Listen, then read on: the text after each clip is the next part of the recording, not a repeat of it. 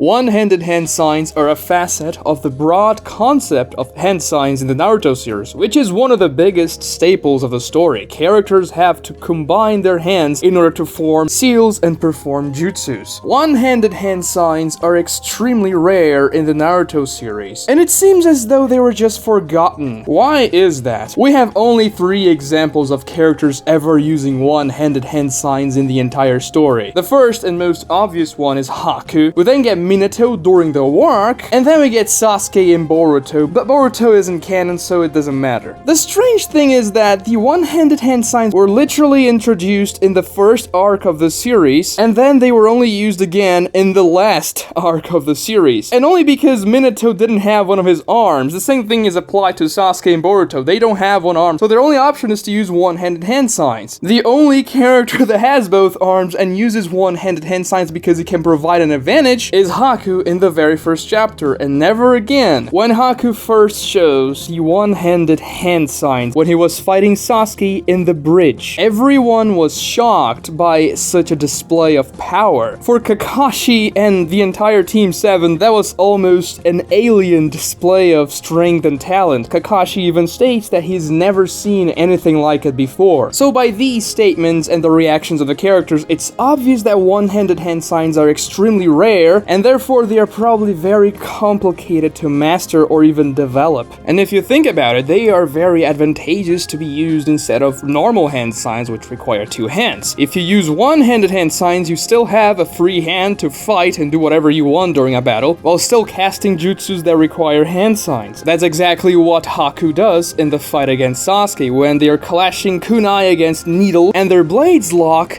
Haku uses one of his hands to perform an ice-style jutsu and attack Sasuke. Perfect usage of one-handed hand signs. After this fight, Naruto attempts a strike against Haku, who is willing to let himself get killed at the moment. But then, when he realizes Zabuza is about to die to Kakashi's Raikiri, he changes his mind, catches Naruto's arm that was holding the kunai that was about to strike him down, and then uses one-handed hand signs to go over the other side of the battlefield and tank the Raikiri for Zabuza. Haku had to block Naruto's strike, so he only had one hand available, and he used that hand to perform his particular hand signs and use the jutsu he wanted to. It would also be much easier to hide one-handed hand signs than normal hand signs. We know that your enemy can easily identify the jutsu you're casting if they're able to see your hand signs, and this brings you to a great disadvantage, especially if the ninja you're fighting against has something like the Sharingan or a lot of experience knowing how to counter certain types of nature transformations, because particular hand seals are usually correlated to a particular nature transformation. So if you see that your enemy is forming a tiger hand sign, which is associated with fire style jutsus, you'll probably prepare a water style jutsu. But if you have one-handed hand signs available to you, you can just weave them behind your back, concealing them from your enemy, and then he's never gonna see them unless they have a Byakugan or something like that. Minato was the other character that ever weaved one-handed hand signs, and he only does it once because he lacks an arm to do normal hand signs. But why on earth wouldn't Minato use one-handed hand signs before that? He only used normal hand signs. One-handed hand signs present such an advantage that it doesn't make sense for you to use normal hand signs if you can use one-handed hand signs. When Minato uses the flying Raijin barrier to teleport the Nine-Tails' Bijudama away, he uses normal hand signs. When he uses the Reaper Death Seal, normal hand signs.